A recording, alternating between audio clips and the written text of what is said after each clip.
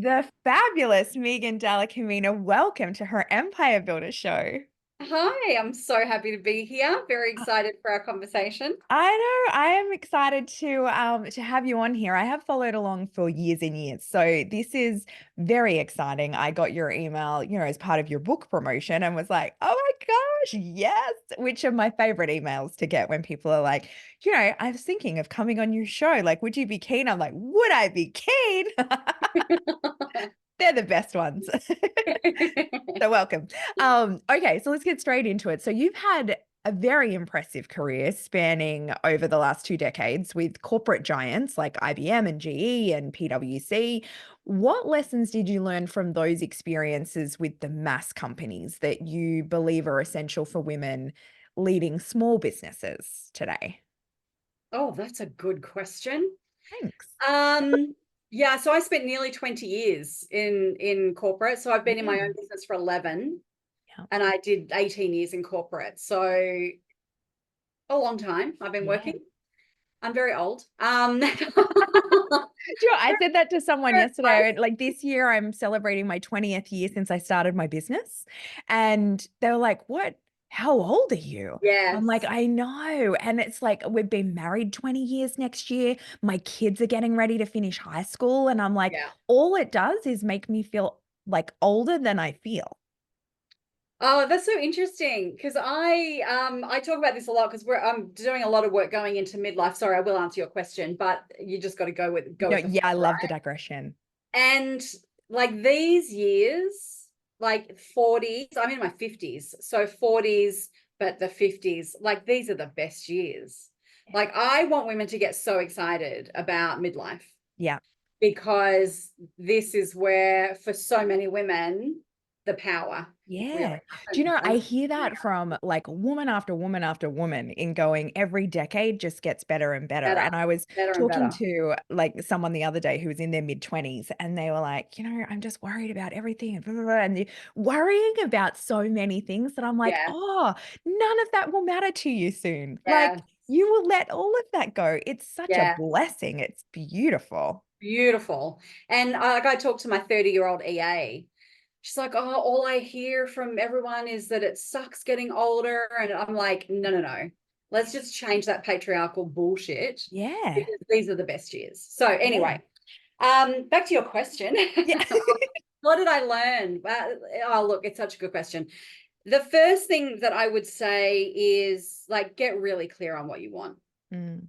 And by that I mean for business owners that I learned when I was in corporate, that clarity around who you are, what your values are, what your purpose is. Like I always ask the question, for the sake of what? Mm. Like for the sake of what are you doing the things? For the sake of what do you have an offering? For the sake of what do you even have your business in the first place? Mhm. That That's something I clarity think we piece, forget a lot is why we we started forget. in the first place. We do. And we get so busy in our businesses, in the doing and the running and the treadmill and the hustle, that we forget, why am I even here? And I just came off our leadership team meeting and I said to my team, like, I want you all just to be really hooked into the impact that we're making because it's so easy to get lost in the 500,000 projects Yes. that we forget. And then we get an email that says, you changed my life. And we got to stay connected to the why of why we're doing it. So I think that's really important. The other thing that I would say is like, you have to look after yourself. You have to look after yourself. And it's something else that as business owners, happens in corporate, of course, all the Mhm. time. For business owners, that we're just always in our business, Yeah. like it never seems to end. Where's the self-care? Where are the boundaries? Where are your non-negotiables around how you take care of yourself? Where's your time for creativity, spirituality, like whatever it is that renews you, keeping in mind that resilience is not about endurance, it's about renewal. So what does that renewal look like for you throughout your days, your weeks, your quarters, your year?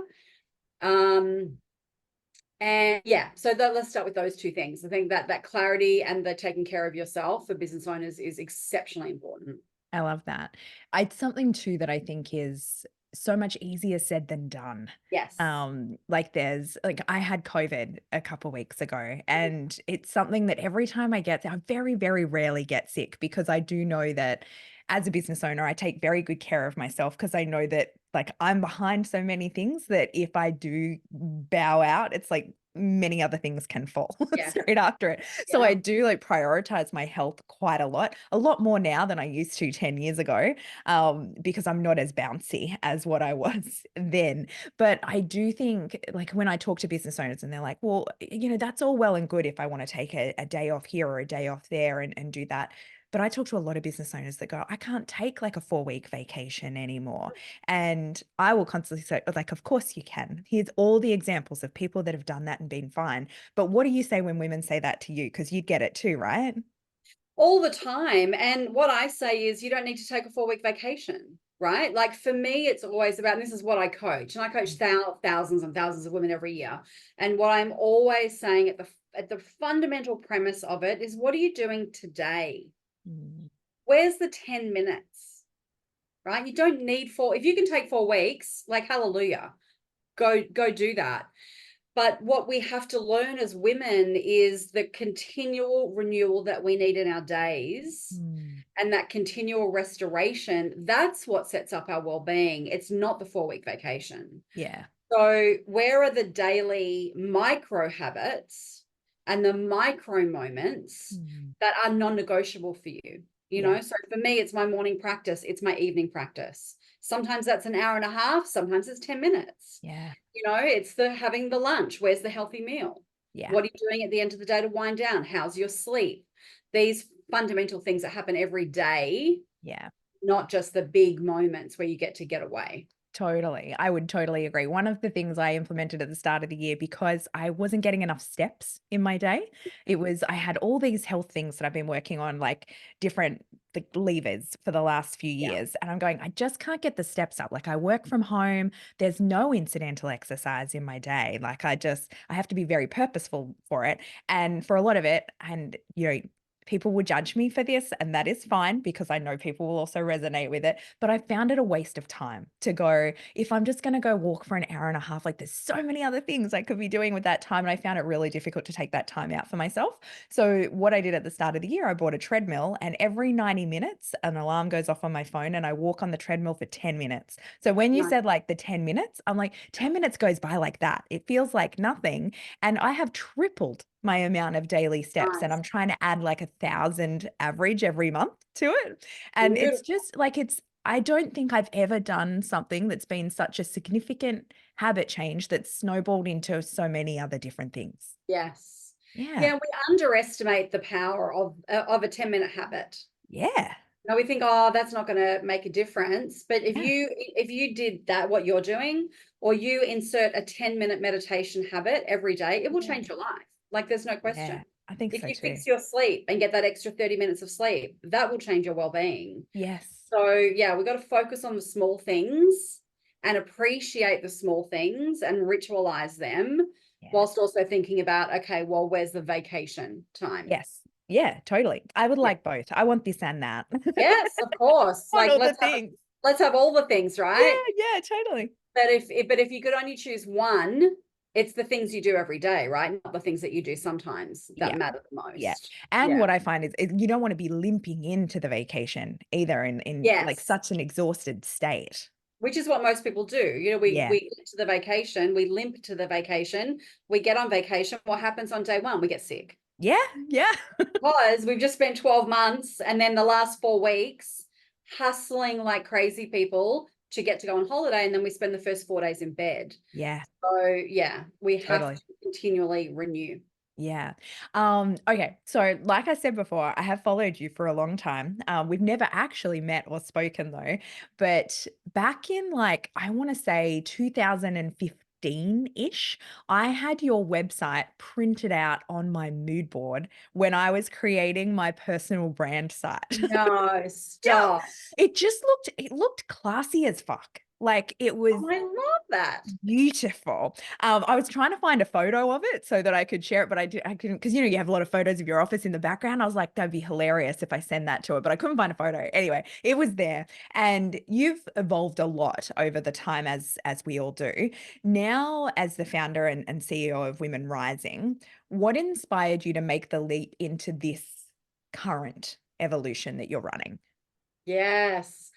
I love that. I just love that. That's so inspiring. Because like you never know who's watching, and you never know the impact that that's going to have on their journey and their purpose, and that works. So Yeah. thank you for sharing that with me.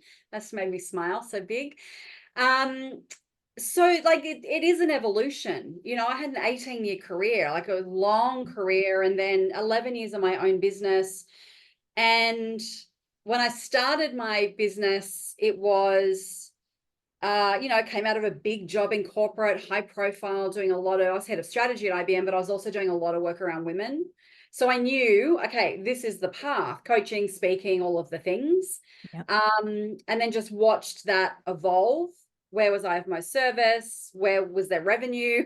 Yeah. How would I sustain that? And then 3.5 years ago, I built the Women Rising model, which is the journey map for the program that we teach at the heart of Women Rising. And it felt to me like this is the culmination of 20 years of my work, of Yeah. all of my master's degrees and all of the coaching and the corporate experience, because it's mostly professional women that that I teach. So yeah, I thought this is just going to be a program. This will be the Women Rising program, and it'll be great. It's an evolution of so much of my other work. And it just exploded. And then the brand, I mean, I personally built the first website for Women Rising. And what we have now is an iteration. Our brand designer made it, what it is today. Yep. But I thought this will be a great program. We'll see what happens with it. And it's just, yeah, like we're in scale up phase now, not startup phase. For the Women Rising company, we're doing male allies work, and that program, we've got advanced training for coaches and leaders. So it's this beautiful evolution. Yeah. And that point that I think all of us dream about as business, as entrepreneurs, of when you get the right offering at the right Mhm. time, in the right package, in the right moment, in the zeitgeist, Yeah. with the right support around it for it to go, and Yeah. spread. I think it And was that's also a what good we're time in the doing now. market. Like, Her Empire Builder, the program that I run, started Yeah. exactly 4 years ago. So very similar time to when you Similar launched Women timing. Yeah. Rising. And I also like totally resonate with, I'd done so many different things and built and sold 4 different businesses and so many vastly different things. And it's like this program uses every skill I have ever acquired and takes everything together. And it just clicked so beautifully. And I think there was a part of that and putting us into COVID that really like made us have Yeah. some self-discovery there as well. But it was also a really great time in the market to be launching Yes. something. Yeah, and like there's something to be said for that, right? There's Yeah. something to be said that you can and different thing, like similar things or different things in a different package as well. I think there's real resonance in that for business owners. And we were the same. I did my pilot program for Women Rising pre-COVID. It was a great success. Went into our first decent sized round, COVID hit. Mm. And, we target organizations and women, excuse me, sorry, women in organizations and corporate roles. And it was just this perfect moment Yeah. where no one could do face-to-face Yeah. development. Everyone was like, oh, well, let's try this online thing. And off we went. Yeah, that's fantastic. And so you've got your upcoming book coming out very soon, which is also called Women Rising, out in August, I believe. Yeah. Yeah, August 28. Nice, nice, nice. I'm like, what date are we coming out? We're coming out end of June. So Oh, people will be exciting. able to pre-order, which will be great. We'll link to that down in the show notes. But what are the central themes of the book? Yes. So this book is all about the forces outside of us that hold women back, and the stories that we tell inside of us that keep us stuck, and then the tools to help us rise. Yeah, So nice. thank you. They're the three parts of the book. So in the first part, I'm looking at what I call the paradoxes of power. What are the forces around the patriarchy and power structures that is like this invisible force field Mm, around women, particularly working women, that hold us back, that we're really not, most women are not aware that that exists. mm, And one of the reasons it's so important to have that awareness around these paradoxes of power, and they're things like the motherhood paradox. You know, we expect women to be great mothers, but work like they don't have children. mhm. It's one of the paradoxes. And there's five others. Is that what I see in our community so often is like we think it's just us, particularly for professional women. You know, we're in patriarchal structures. We think that the reason we're not succeeding is because there's something wrong with us, when in fact so much of it, of course, is about, you know, the systemic nature that holds women back. So Yes. that's the first part. The second part is all around the inner critic. And I dive into and have created these archetypes of the inner critic, which is very cool. Things like the perfectionist, the people pleaser, the good girl, the overachiever. And what does that actually mean from an inner critic perspective, and the stories that you tell yourself that hold you back from taking the action that you want to take? And how do you move through that? And then part three is six tools for rising, that we can use to get really practical and intentional about how we go and create what we want to create. That sounds like an absolutely fabulous book. Thank I you. can't wait to read it, because I wanna ask you about, like, something that I encountered last week and Yeah. go because I think that, you know, it would be relatable to a lot of people, and I'd love to know, like, what you're seeing through the time changing with that. So, I live a very insular life. I live on a farm north of Sydney. I don't leave very often, and when I do, it's usually with other women. And so I run retreats for women, conferences for women, like, do a lot of things with women. Very rarely am I in public, like, dealing with new people. It's just, you know, I just don't get out as much as what I probably should. And I used to think that I just wasn't good enough, wasn't smart enough, different thing. And then I've come to, as I've gotten older, really understand that men have a certain level of assumed awesomeness that women don't kind of walk into a room with. And for a while, I thought that was in my head and I was making that so, but I get examples of it all the time. And what happened last week, we went to a conference, my husband and I, because we wanted to learn about a new thing together. I have the business. My husband kind of dabbles a little bit at the side. So went together. We were there. A very tall, very dapper looking man comes up to us. Hi, how you going? Shakes my husband's hand, introduces himself, did not even look at me. Now, I'm very short, I'm 5'1", and both of them were 6 foot, 6'1", and so I understand that that's a thing as well, but a couple of times, a little bit of a lull into the conversation, I went, "Hi, I'm Tina," and he looked down at me and just, like, smiled, teeth like, mouth closed smile and a nod, like, "Mhm, yeah, nice to see you." Anyway, he was asking my husband about all this tech. My husband even said, "Oh, that's Tina's department," or, "Tina knows more about that." Dude ignored me the whole time. Then at the end of the conference, the person on the stage called me out and was like, "Tina Tower's here, and give us a wave, Tina," and da. The dude comes up at the end because 'cause he'd come and spoken to my husband about 3 times, came up to me and went, "I'm so sorry, I didn't know who you are. I was," and introduced himself and went to shake my hand. I'm like, "You dick." Go But, like, away. it happens Yeah. all the All the time. time, All the time. and I was so disheartened when I left because I was going, you know, if I had done a program, and this was one of the reasons I did Her Empire Builder, was when I first started in coaching, I would get a lot of women and a lot of men would come for private coaching, but never anything in the open. And I thought that was a really interesting part of it. So I thought, well, if women are coming anyway, I'll just double down on Mhm. women and try and make women kick the ass of being able to do that. But with that, so are you seeing that get less in our industry? Are you still seeing it just as much? And how do we deal with that? So this is the patriarchy, right? Yeah. Like, let's be very clear. Alive This and well. is it is alive and well. Mm. And that this is the invisible layer. And then you have an experience like that. And what most women do in an experience like that think, oh, I'm not good enough. Do I deserve to be here? All of the inner critic stuff comes up, Yeah. right? Because of the way that we've been treated by somebody else. And it is systemic. And Yeah. there are, like, when we look at work for women, and it's whether you're an entrepreneur or whether you are in a corporate structure, there are specific types of gender bias that impact women wherever we go. And whether it's being dismissed, ignored, talked over in a meeting, whether it's a founder going to pitch for funding and she gets completely, ignored, dismissed, all of the same things, which happens all the time. What are we at? Like 3% of funding goes to female Mm-hmm. startups. It's just such a disgusting number. Right? 3%. I know. And I think we just got to 3%. This is all part of the system that we live and operate in. Yeah.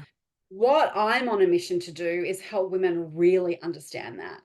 Part of this book and this work is this awakening of this isn't about me.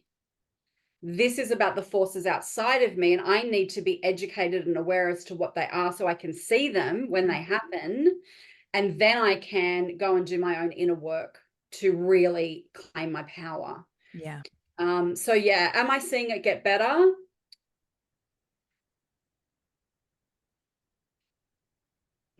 Like, it's such a nuanced question. Yeah. I'll tell you what I am seeing. I am seeing that the conversation we're having in the zeitgeist is shifting.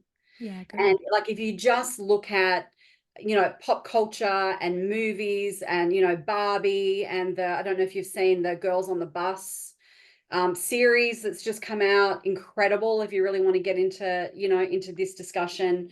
The zeitgeist is shifting, which is a hugely positive sign because it Yeah. means there's more people waking up to the fact that there is this thing called the patriarchy. It still Yeah. exists, and we have to rise up to Yeah. shift it. Totally. Yeah. Totally. Yeah. Just makes me think if I had a penis, I wonder how much more successful I would be.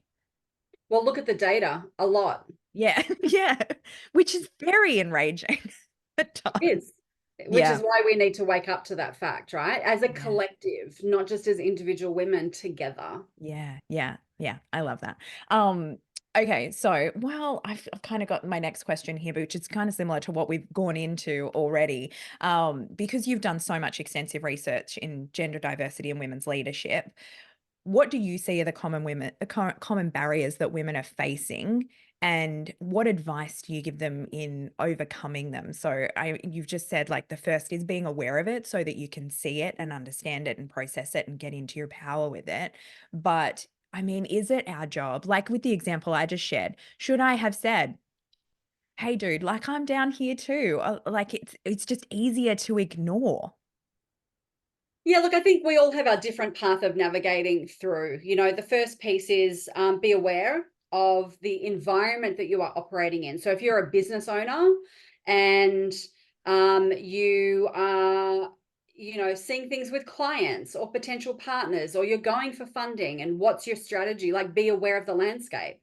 If you are going to get, outside capital, what are you Mm, walking into? How do you deal with that? Who's done it before? What's going to work for you? So much information out there around that. Connect with people, get a mentor, get a coach. Yeah. And then it's about, what is my work to do? So there's fixing the system over yeah. here, and then there's empowering ourselves. Two parts of the equation of what it's going to take to change, to create change. And the piece around empowering ourselves is around the clarity. What do I want my life to look like? What's my purpose? What do I want my business to look like? Why am I here? Mm. What is my work to do? I Which put are that all all. very big questions that you've just said. They're very big questions, but you can start small, right? You don't need to, I always try and demystify purpose for women, because we think that we get struck by our purpose. you know, where the research tells us that we actually build our purpose. Mm. And what I talk about is we build our purpose by following the breadcrumbs. Like, what's the next? You don't need to know your entire purpose for your entire life. It's Yeah. too big. Yeah. Or your business. Yeah. What you need to know is, what's the next breadcrumb on my path? What's the next thing that's going to energize me, excite me? What am I curious about right now? Go pick up that one thing. Do that. Then what's the next breadcrumb? And I find when we can do that in our businesses, it becomes much more tangible and actionable. Yeah. Yeah. Yeah. Versus I'm going to wait until I can see the whole playing field. You're probably never going to see it. So Well, do the even if we next right do, I thing. think like I was someone in my 20s that I had like 5-year plans, 10-year plans, and then I'd break them down into 1-year plans and 90-day action steps. Like I was, a little insane in terms of the way that I did that. But what I've learned as I've gotten older through each of the decades is going, you don't know what beautiful things lie awake. And if I stuck too tight to my plan, I Yeah. missed like all of the incredibleness that was going to unfold. So I hold everything a lot looser now. Yes. And exactly like you say, like I think that's beautiful advice in going, like follow your curiosity, follow your passion, and then the purpose does unfold, which It is does unfold. like the best feeling ever when you get that. Yes. And it, like, we don't just have one purpose. Mm. You know, it's not just one thing, and it will change, you Yeah. know. So, like, hold it lightly. I always like to have a directional vision, but be open to the magic of the moments and the Yeah. opportunities, Love and like, that. where is this going to go? Yeah, I find that that's a much more graceful way to navigate Yeah. I love our that. personal path. Yeah. So you're super academic, which I find really interesting because a lot of successful business people are not. You've got 2 master's degrees, and I read that you're going back for your PhD as well. Yeah, I'm Yeah. just about to start. My gosh. Okay, so I need to ask you about that. What role does academic research play in your approach to leadership and empowerment? And can you share any surprising findings from the research that you've done and why you're going again? Yeah, so like, people who don't know me think I'm nuts. People who know me go, of course, right? So Yeah, yeah, yeah. it's so interesting. Um, I'm a learner. Like, I'm like, if you go and do your VIA strengths, your values and action strengths survey, which talks about, you know, what you like doing, what you're good at, when are you at your best? One of my top strengths is love of learning. It's always, it wasn't who I was at school. I hated school. I tried to get kicked out Interesting. of school. I just was a rebel, you know, in high school. Yeah, we could do a whole podcast on that. But then when I found the thing that I loved, I've always been, give me more of that, Mm. but with a purpose and intention to it. So, you know, I've done 2 master's degrees, another sort of NYU, you know, it's called the Inner MBA. So it's not a master's degree, but it's a program. But I've also done the holistic side. So I've done 10 years of yoga, different teacher training, meditation teacher training. I'm very much into the science of Vedanta and the Veda in India. So there's the other side of it as well. For me, the way that I teach in my work is this, I call it this blend of science, spirit, and experience. Mm. So I have the underpinning. So if you look at the women rising journey, it's all underpinned by science and research, but you wouldn't know that being a participant, but it's a it's a fundamental thread. Um, in what I teach in that aspect of my work, I think it's important to look at the research, look at the data, look at the science, look at the practices that are proven and tested, and then weave that through this holistic, you know, sort of spirit-based and experience-based work. And that's one of the reasons why the model works so well. In It also terms of, makes you very unique as well, that you makes me like very both unique. those sides. Yeah. Yes. Yes, and it is very, particularly in my space that I'm in around professional women, um, it is absolutely a key differentiator, because Yeah. there's very few people who have that blend Yeah, and do totally. work. So that, as a business owner, of course, is, as an entrepreneur, is a beautiful thing. Yeah. And it's what lights me up. Like, I'm a researcher. Like, I love getting into the data, but then I love overlaying that with, well, what do ancient teachings tell us about this? Mm. What do I see from the 10,000 women I've coached in the last 3 years? Yeah. How do we weave all of that Mm. into one beautiful, unique offering? So what's Um, the curiosity thread that's got you into wanting to do your PhD? Because it's not a yeah, small undertaking, especially when you're building a huge. business, launching a book, like you've Yeah. got enough on your plate that there's got to be Yes. something there that you want to find. Yeah, it's really interesting because I started my PhD 10 years ago. Was it 10 years Ah, ago? Yeah, probably 8 to 10 years ago. yeah. I started a PhD program because I'd done my 2 master's degrees. I'm like, well, this is the next step. And then I stopped. And if anyone's read Simple, Soulful, Sacred, there's a chapter in there that, the PhD that I didn't need, because it was the wrong PhD at the wrong time in my Mhm. business. Just everything was wrong about it.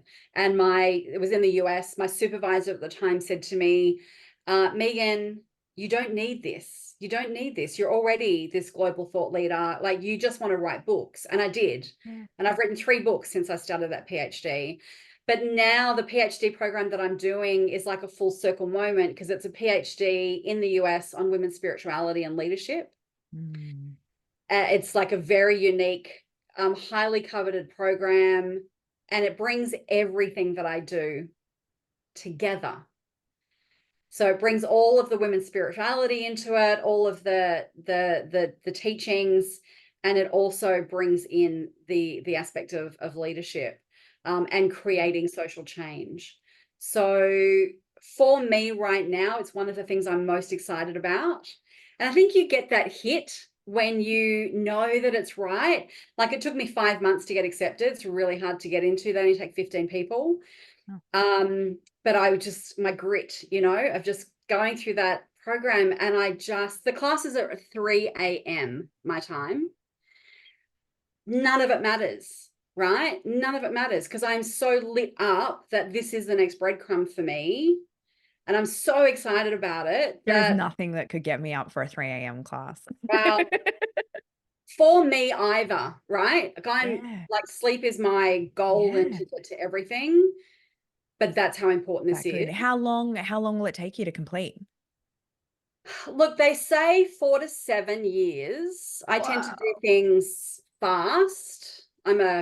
Yeah, like, I like to, get things done. So I'm estimating 5. Wow. Yeah. Such a commitment. Good on you. Yeah, Yeah. but I think we get deterred by the commitment. It's like, Mm. oh, I want to write a book, but oh, am I really going to give up a year of my life to Yeah. write a book? But we know that we really want to do it, but we're not willing to step into that. Yeah. It's the same with this. It's, if you want to do it, time's going to pass anyway. Yeah, totally. Yeah. So who cares? Like, Yeah. go do the thing you want to do. Like, Yeah. go do it now. Yeah. Yeah, completely.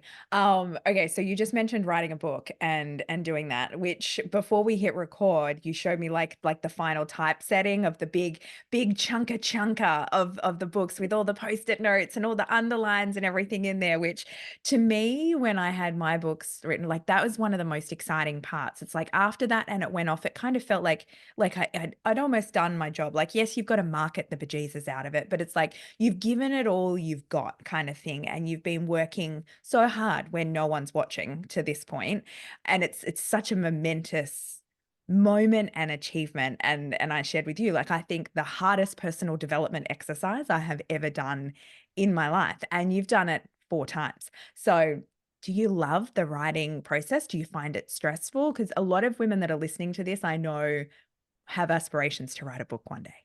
Yes. Look, I mean, it's no joke writing a book, right? Yeah. There's books, and then there's books, Yes, like, this there's is true. This is true. Yeah. there's little books, and there's books that's like a stream of consciousness, writing exercise. And then there's, research-based books, and like, there's books and then there's books. But the process is the same. You got to sit your ass in your chair and look at a blank screen and go, oh, what do I have to say? So I love writing a book. I'm already thinking about okay, the next one, when am I going to start? Because I want to take time, you know, to do it. Can be stressful, super challenging. You have to be really disciplined, particularly running a business and writing a book. Like, we're in scale up mode. We're in, you know, I won't even tell you. Like, there's so many pieces that go on in my business, which I'm sure there are in yours and everyone's listening. But those moments when you just go, yes, like, I've just articulated a concept that I've been thinking about for 10 years, and I've written it down and I've sent it to someone and they've gone, oh my God. Like, there is just, for me, there's nothing better than that. Yeah. So I love the process of it.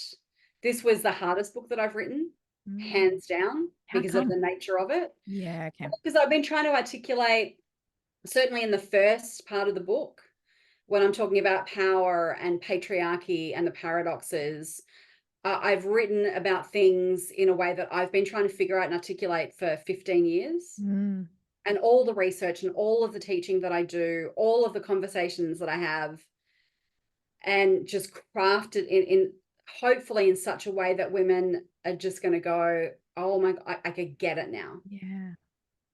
You know, so that's, and it's research. There's, you know, there's evidence that flows through it. So yeah, it was challenging. Yeah. Oh, so And what worth does your process look like? Are you an all in, like, shut the rest of the world off and just do it all in one hit? Or are you at, like, a couple it. hours a day for, like, how do you work it into your life? Yeah, like, I didn't have the luxury to go lock myself away. And for me anyway, that's not my process. Like, my process isn't to carve out massive chunks of time and just go lock myself, you know, in a room. Although there certainly were times of that, but for me, it was structuring my calendar that I could have, okay, Monday, Saturday, Friday, Saturday, Sunday, Monday are book days. And it didn't mean that I wasn't doing other things, particularly on the Friday and the Monday. Like, I run a business, keep the business moving, but that those days were no meeting days and that there was structured writing time. Yeah. Because Tuesday, Wednesday, Thursday for my business is nuts. Like, it's just coaching and meetings and da da da da. So I wouldn't expect myself to do anything on the book on those days, which I also think is important. But then those other days, that's when I had And so with handling, like, so many different pillars to your business and your yeah. life at the moment, what do your daily wellness habits look like to not lose your mind with all Yes. of that? Yes, one of my goals in life, don't lose your Yeah, mind. yeah. But it's a lot, you know, like, they're big things that you're working on, and I love that. And so many of us are trying to do big things and thrive through the process. Yeah, so I get up early. I've cultivated myself to be a morning person because I didn't used to be. So I will typically get up around 6, sometimes earlier, but mostly 6, 6:30 is a nice time for me. I will always do something for myself in the morning. So meditation, some yoga, go for a walk. If it's not freezing, I will swim in the ocean. But morning is my time. And that is just non-negotiable for me. So yeah, so that's my morning. And again, sometimes it's 90 minutes, sometimes it's 10 minutes, but it's usually more than 10 minutes. So sometimes it's 30 minutes, shall we say. That's my morning routine. I always like to make sure that I've got the things that will fuel me in terms of food, so that I've got the stuff for the healthy lunch, so I'm not grabbing something. And then I have end of day rituals as well. So whether that's another meditation, I might do a class with my teacher in our group virtually around Kriya yoga, or, you know, mantra, yantra work, all the things that we study.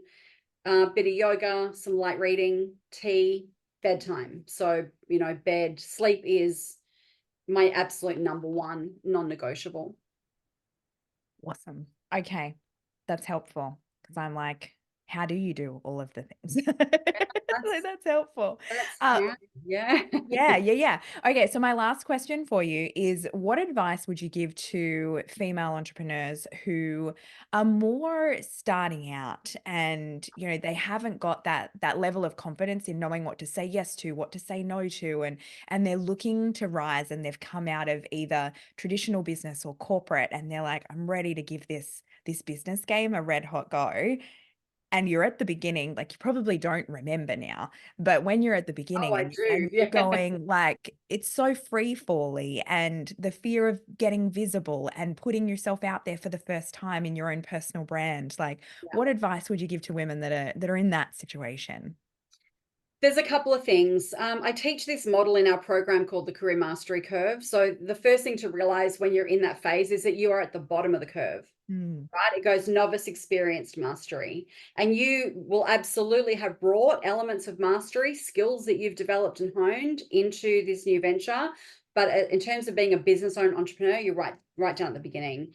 And when we recognize that and realize this is a very uncomfortable place to be, and that this is where our grit and our focus kicks in, I think it eases that pressure a little bit. They're like, I should feel like I don't know what I'm doing because I don't know what I'm doing, yes. right? And not have unrealistic expectations of yourself. I remember it very well. So that's the first thing. The second thing is, where's the money? Like, let's just get really practical. If you're starting a business, the first question or the second question that you need to ask is, where is the money coming in? And we make choices at the start of our business often that we will then start to filter out some of the things that we say yes to as we go on, and we've built a revenue stream. But yeah, where's the money? How are Yeah. you getting the money in the door? Because otherwise you've got a hobby, right? You don't have a Yeah. business. um the more that you can set yourself up the way that you want to go forward, the better. So by that, I mean, what are your personal habits? How are you taking care of yourself? Where are your boundaries? What's non-negotiable in terms of how you work? And then there's the secret magic sauce, right? What feels purposeful? What am I called to do? Who am I called to serve? And how do I every day move in that direction, so that we're not chasing all of the things, even though at the beginning I find that you will often, there will be more things Yeah. because you've got to build a business and a revenue stream and a client base and a brand and all of those things. And say yes to opportunities to put yourself out there. Yeah. I was on our advanced training group this morning, and one of the women were saying, I'm about to launch my website, but I haven't done it yet because I hate the welcome video that I've put up there. And every time I look at it, I hate it. It's terrible. And so I haven't launched my Mm, business. And I said to her on the call, this is our small group, 30 women. And I said, this week, you're going to film it, you're going to post it, you're going to message us and tell us it's up. yeah. This week, by Friday. Like, do the things, Isn't right? it a shame what stops us from putting it out there is Yeah. always those little things. Did you ever struggle with visibility when you first came out of corporate into your own business? In terms of me wanting to be visible or Yeah, just and just, being well, visible? building a personal brand. Yeah, of course. Yeah. Absolutely. I mean, I went from a corporate executive role Mm, to being a coach, yeah. right?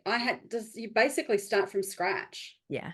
You Yeah. have to re-establish, rebuild your identity and your Yeah. brand, and who am I and what am I doing? And oh my God, why would you go and leave that Yeah. fabulous job, high profile job? Which is such a fun thing to do though.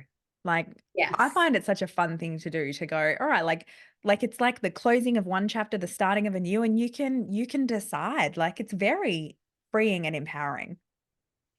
I think it is, but I think we often don't tap into that when Mm, we're in it, because yeah. it's like, let's be honest, it's really freaking hard to build a business. Hmm.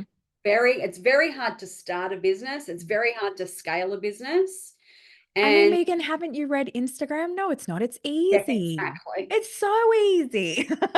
And we look at Instagram, we think it's so easy and it looks so glamorous, and it's just not that. You know, Like, it's it's the not thing, that. like I rage about this all the time because I have so many women come into my program to build their businesses. And then when it's hard, they think they're doing something wrong and that it's Yes. harder for them than Yes. everybody else. And I'm like, no, it's hard for everyone. Like just Yeah. no one, apparently it's become uncool to say I work my ass off and it's really hard.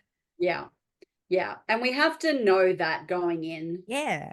which is Yeah. why the work you do with business is so important, right? Yeah. We have to normalize Yeah. that, oh This no, is it's what it not me. takes. Otherwise, This is everyone would what be it up takes. there. Like, of course, that's what it takes. There's a cost. Yeah.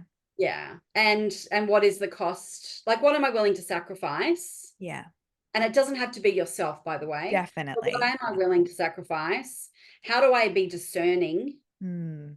with what I say yes to, what I say no to, which clients, which offerings? How do I double down on the things that are working? You know, like if I hadn't doubled down on Women Rising and stopped doing 5 other things that were potentially really lucrative, Yeah. there's no way I would have the movement that we now have. There's no Yeah, that's way, it. Yeah, right? which is always scary when you're cutting off something that's working too. Yes, yes. And I said I cut off everything else after we'd done that first round, All and in, baby. yeah, all in, Yeah. all focus, go, scale. Yeah. You know, and we did, and we are. Well done. Yeah, you. Like It's round of applause for that one because a you're long kicking time. ass. Like you're doing so well. I am so excited for Women Rising to come out in August. I'll be getting a copy and sharing it with everybody and reading it as soon as it comes out and shouting it from the rooftops because it's, knowing you and your work and what you've done, like it's going to be exceptional. So I'm really excited for you. Congratulations. Thank you. Thank Thanks for you. coming That's on. an Thanks, exciting Megan. time. Thanks for having me.